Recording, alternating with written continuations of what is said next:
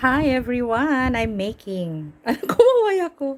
I make this siomai. Sa wakas na tuloy din. So what I did, I have lean pork, yung walang fats.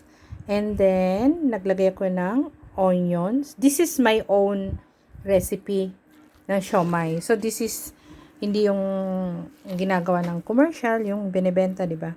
So, pang-consume lang kasi sa bahay. So, I really need to go with a healthier one. So, I have lean pork.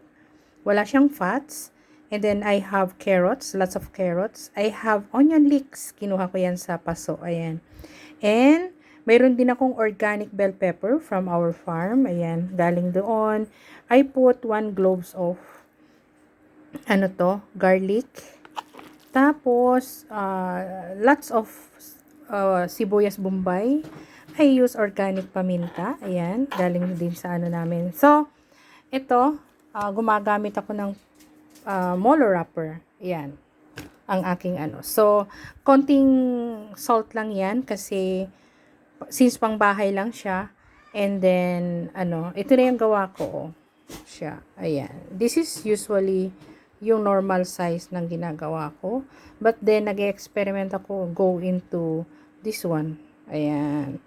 So, iba-ibang size. So, nagmamadali ako for dinner. Mag-i-steam lang ako siguro mga 3 pieces or 5 pieces. Ganyan. Then, for my dinner. So, ayan.